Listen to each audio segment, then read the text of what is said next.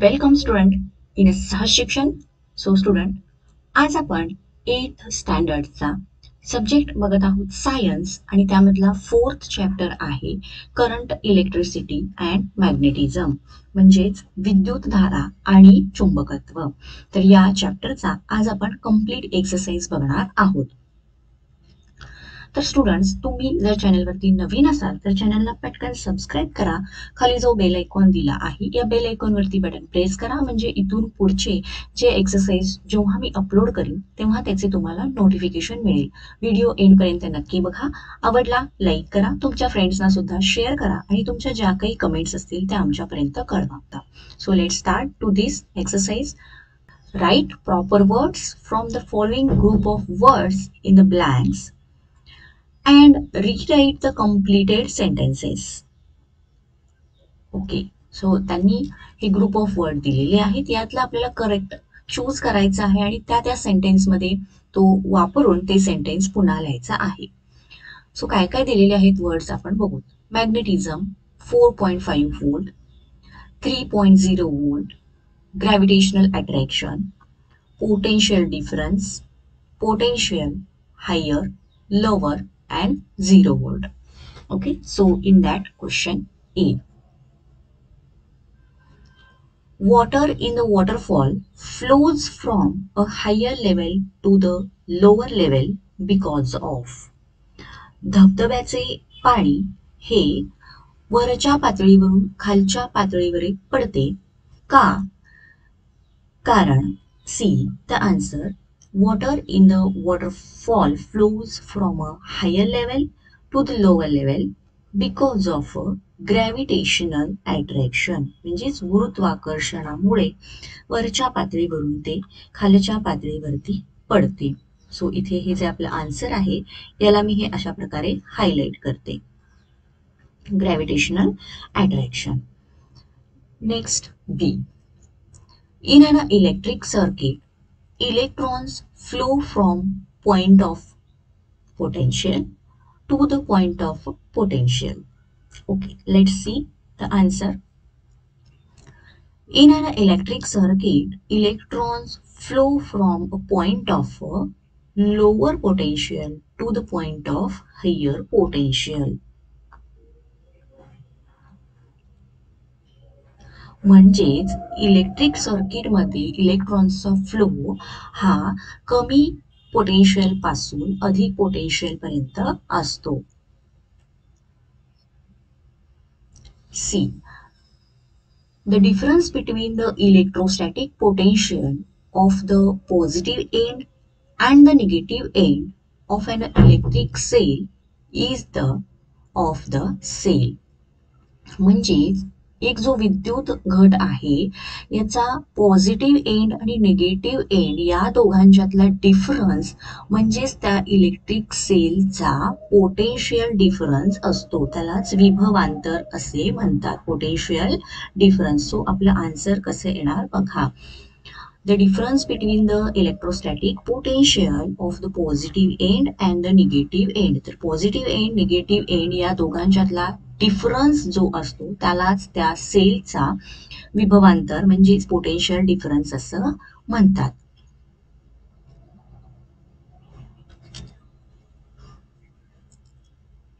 D question. 3 electric cells of a potential difference 1.5 volt each have been connected as a battery. The potential difference of the battery will be. तर 3 cells आहेत electric cells, हे आपण battery प्रमाणे जोडलेले आहेत आणि त्यांचं प्रत्येकाचं व्होल्टेज आहे 1.5 वोल्ट. तर त्याचं टोटल व्होल्टेज किंवा पोटेन्शियल डिफरन्स किती येणार विचारलेलं आहे. And see the answer.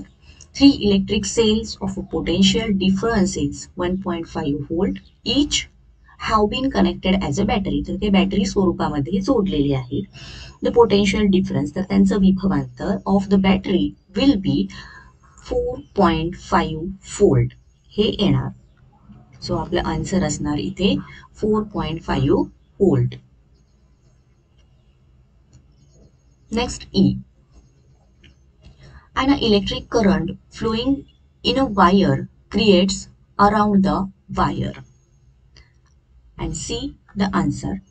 An electric current flowing in a wire creates a magnetism around the wire.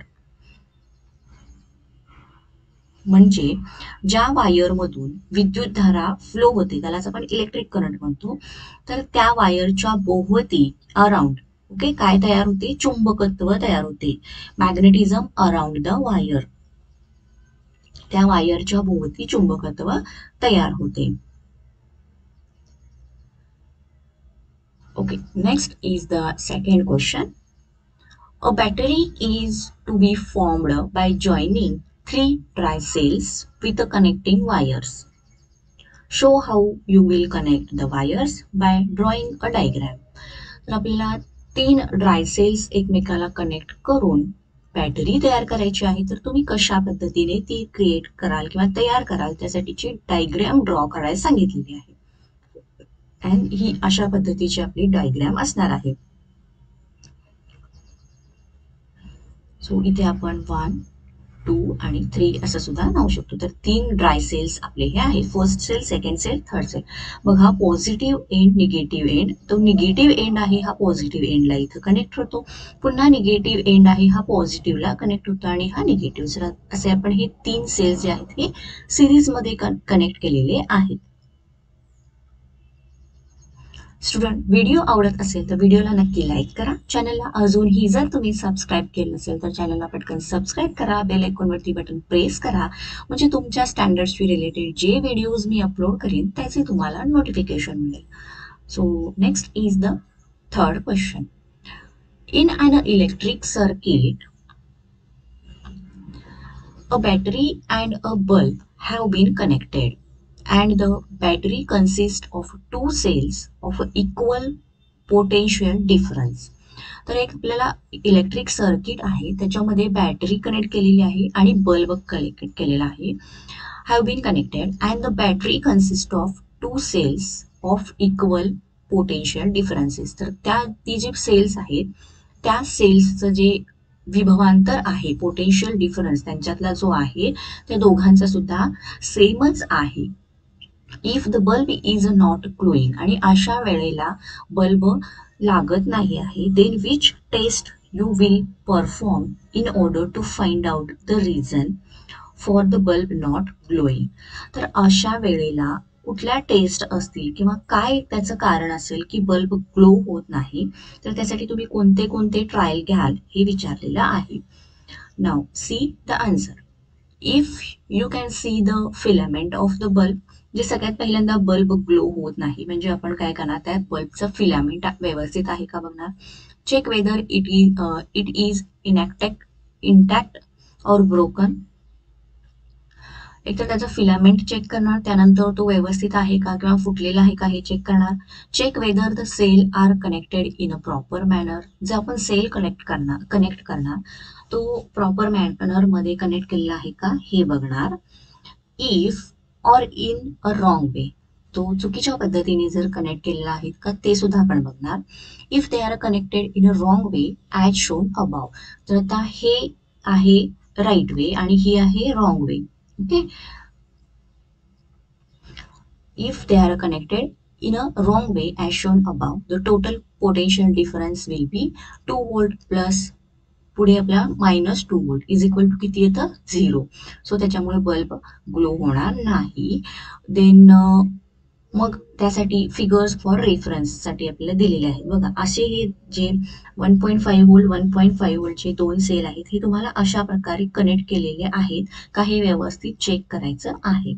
Suppose 2 पेक्षा जादा, इथे 4 सेल दिलेले आहेत तर ते 4 सेल हे व्यवस्थित अशा प्रकारे जोडलेले आहेत का हे सुद्धा बघायचं आहे.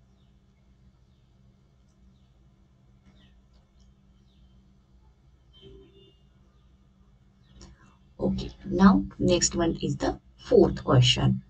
Electric cells having a potential difference 2 volt each have been connected in the form of a battery. तर जे सेल आहेत त्याचं पोटेन्शियल विभवांतर जे आहे हे 2 व्होल्ट आहे आणि ते each have been connected in the form of a battery. बॅटरीच्या नुसार ते जोडलेले आहेत.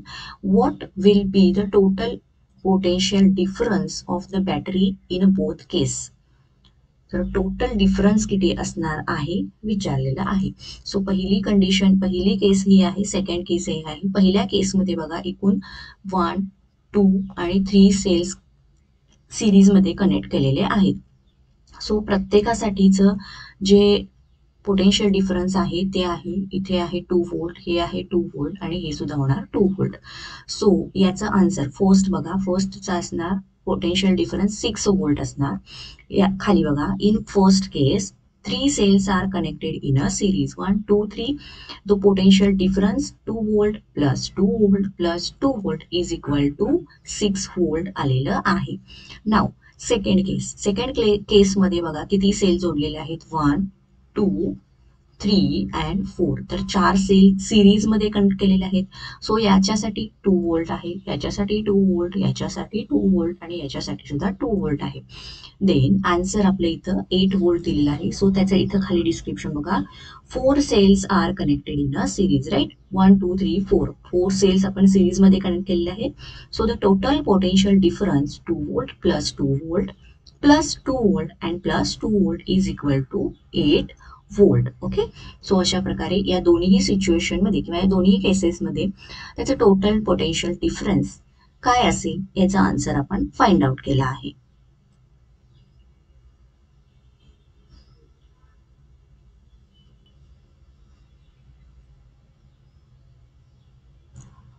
Fifth question, describe the construction, working and usefulness of a dry cell with the help of a diagram. तर ड्राय सेलचं आपल्याला कन्स्ट्रक्शन, वर्किंग, युजफुलनेस हे सगळं त्याच्या डायग्रामनुसार एक्सप्लेन करायचं आहे.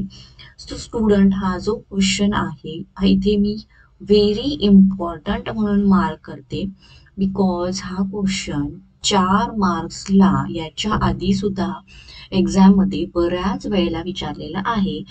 जरी त्याचं डिस्क्रिप्शन विचारलं नसेल तर त्याची डायग्राम ही तरी विचारलीच जाते. त्यामुळे फुल हा जो क्वेश्चन आहे हा व्यवस्थित प्रिपेअर करायचा आहे. त्याची डायग्राम, त्याचं कन्स्ट्रक्शन, त्याचं वर्किंग आणि त्याचा यूज.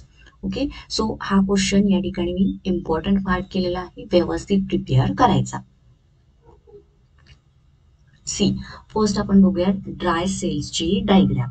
ओके. तर ही आहे ड्राय सेलची डायग्राम. तुमच्या बुकमध्ये ही जशी दिलेली आहे तशीच मी कॉपी केलेली आहे. सो याच्यामध्ये हे जो पॉइंट आहे याला पॉझिटिव्ह टर्मिनल असं म्हटलं जातं, खालच्या पॉइंटला निगेटिव्ह टर्मिनल असं म्हटलं जातं, राईट. त्यानंतर आतमध्ये हा जो ब्लॅक कलरचा रॉड दिसतोय याला कार्बन इलेक्ट्रोड असं म्हटलेलं आहे. त्यानंतर हा जो येलो कलरचा आहे याला डिवायझर असं म्हटलेलं आहे. आणि बाहेरचा हा जो ग्रीन कलर दिसतो याला प्रोटेक्टिव्ह कव्हर असं म्हटलेलं आहे. देन इथे हा जो पुन्हा आहे याला झिंक कव्हर आहे हा. आणि यामध्ये हा जो ब्राऊन कलर दिसतो हा आहे इलेक्ट्रोलाइट. आणि आतमध्ये म्हणजेच या कार्बन इलेक्ट्रोडच्या साईडला आहे त्याला आहे मॅंगनीज डायऑक्साईड असं म्हटलेलं आहे. सो ही झाली आपली ड्राय सेलची डायग्राम, ज्याच्यासाठी असतात 2 मार्क्स. डायग्राम काढून व्यवस्थित त्याचे त्याचे नावं जे आहेत नोटिफिकेशन द्यायचे आहे. चला आता त्याचं आपण व्यवस्थित कन्स्ट्रक्शन, वर्किंग बघूया. Dry cell, take a lead dry cell and remove its outer coating. तर त्याच्या बाहेरचं जे कोटिंग आहे हे काढायचं आहे. Inside you will find a whitish metal layer. तर त्याच्या आतल्या बाजूला आपल्याला एक पांढरं मेटलचा लेअर दिसतो. This is a zinc metal layer. This is a negative terminal of the cell. म्हणजेच हा खालचा इथे आपल्याला हा जो दिसतो हा negative terminal of the cell, right. Now carefully break open this layer. There is another layer inside and electrolyte is filled between these 2 layers. तर इथे बघा या 2 लेयरच्या मध्ये हा इलेक्ट्रोलाइट फिल्ड केलेला आहे. Next, the electrolyte contains a negatively charged and positively charged ion. तर त्या इलेक्ट्रोलाइट मध्ये निगेटिव्ह चार्ज आणि पॉझिटिव्ह चार्ज आयन्स आहेत. These are the carriers of electricity. The electrolyte is a wet pulp of a zinc chloride and ammonium chloride. तर तो एक zinc क्लोराईडचा आणि ammonium क्लोराईडचा एक ओला असा लगदा आहे. There is a graphite rod at the centre of the cell, आणि त्याच्या सेंटरला आपण इथे बघितलं बघा, ही सेंटरला जे आहे ब्लॅक कलरचं, याला ग्राफाईट रॉड असं म्हटलेलं आहे. This is the positive terminal of the cell. वरच्या बाजूला आपण बघितलं, this is the positive terminal of the cell. A paste of manganese dioxide is filled outside the rod. आता या रॉडच्या साईडला म्हणजे याच्या कडेने हे जे आहे याला काय म्हणलेलं आहे, मॅंगनीज डायऑक्साईड भरलेला आहे त्याच्या साईडला. Because of the chemical reactions of all these chemicals, electric charge is produced on the two terminals, graphite rod and zinc layer, and an electric current flows in the circuit.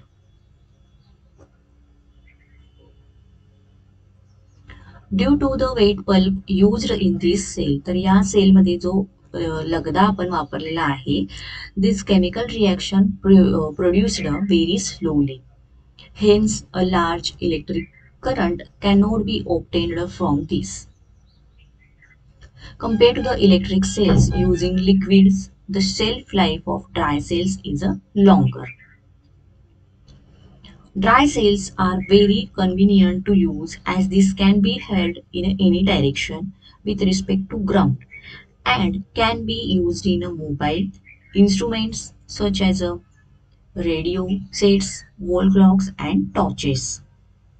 तर हे जे कोरडा विद्युत घट असतो हा आपण आपल्या कन्व्हिनियंटनुसार कसाही कोणत्याही डायरेक्शननी तो यूज करू शकतो विथ रिस्पेक्ट टू ग्राउंड. आणि त्याचा युजफुलनेस इथे विचारलेला आहे आपल्याला. तर यूज त्याचा कशामध्ये, मोबाईलमध्ये किंवा जे छोटे छोटे आपल्या घरामध्ये इन्स्ट्रुमेंट्स असतात, रेडिओ सेट्स किंवा वॉल क्लॉक असतं, टॉर्चेस किंवा आपले जे गिझरमध्ये सुद्धा लागणारे जे सेल्स असतात ते. सो हा आहे त्याचा उपयोग.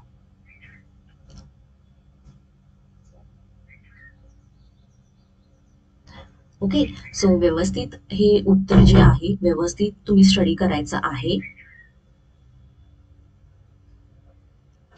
नेक्स्ट आपण 6th क्वेश्चन बघूया. Describe the construction and working of an electric bell with the help of a diagram. So हा सुद्धा क्वेश्चन इथे मी व्हेरी इम्पॉर्टंट मार्क करते फॉर अ 4 मार्क्स. सो हा सुद्धा तुम्हाला बी केअरफुली प्रिपेअर करायचा आहे. See, figure shows the construction of an electric bell and also the electric circuit. तर पुढे आपल्याला फिगर आपण बघायचीच आहे. The bell consists of an electromagnet, contact screw, iron strip, metal sticker and metal gong. A coil of copper wire wound around an iron piece work as an electromagnet, and an iron strip along with a sticker is fitted near it. तर एक coil आहे कॉपरची, coil of copper wire. तर copper वायरची जी coil आहे ही iron पीसच्या भोवती ती गुंडाळलेली आहे. So it work as an electromagnet. आणि ती जी आयर्न स्ट्रीप आहे ही स्टिकरला त्याच्या स्टिकरवर फिट केलेली आहे. आपण ते डायग्राम मध्ये बघूयात. Contact screw touches to this strip. तर इथे बघा आता हे इलेक्ट्रोमॅग्नेट ॲज अ वर्क झालेलं आहे. ही आहे कॉपरची जी वायर आहे ही आयर्नच्या ह्याच्यावरती वेटोळ्यानुसार ती गुंडाळलेली आहे. त्यानंतर इथे तुम्ही बघू शकता हे आहे स्टिकर. तर इथे हा जो आहे ही आहे आयर्न स्ट्रीप. इथं ही अशी आयर्न स्ट्रीप केलेली आहे आणि हा आहे कॉन्टॅक्ट स्क्रू, राईट. तर ही आहे आपली बेल आणि इथं आपल्याला स्विच बसवलेला आहे, की आपण म्हणतो त्याला, आणि इथे बॅटरी जोडलेली आहे. तर ही झाली इलेक्ट्रिक बेलची डायग्राम आणि त्याचं circuit.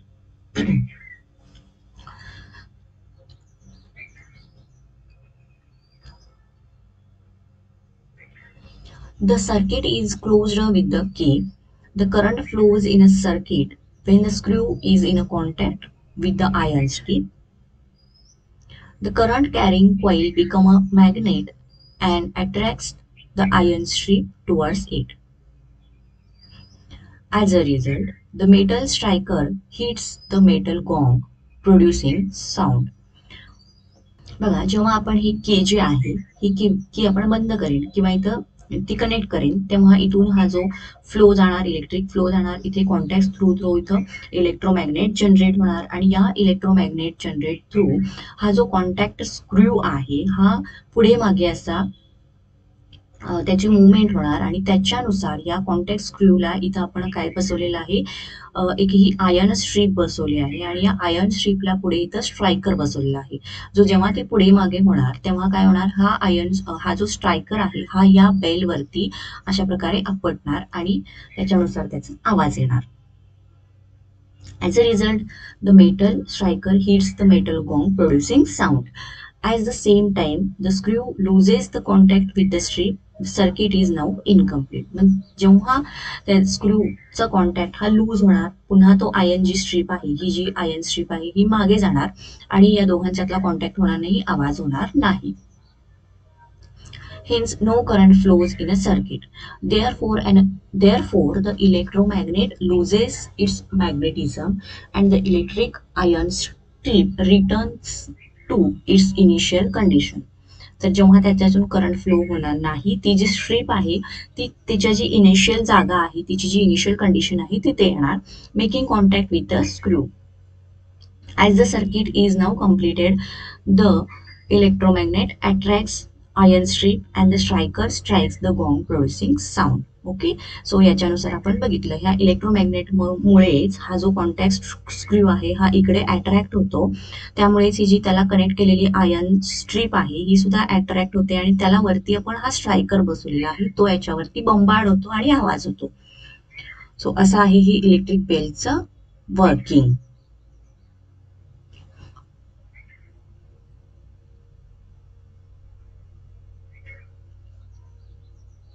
The action repeats itself and the bell continues to ring till the circuit is broken by opening the key in the circuit.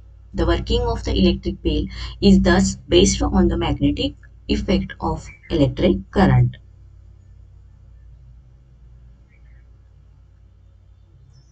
So student, या क्वेश्चन बरोबर आपला हा एक्सरसाइज संपला आहे. तुम्हाला व्हिडिओ आवडला असेल तर व्हिडिओला पटकन लाईक करा. चॅनलला अजून सबस्क्राईब केलं असेल तर चॅनलला सबस्क्राईब करून घ्या. हा जो व्हिडिओ आहे तुमच्या फ्रेंड्सना सुद्धा शेअर करा आणि तुम्हाला आवडला असल्यास तुमच्या ज्या काही कमेंट असतील त्या आमच्यापर्यंत कळवा. थँक्यू.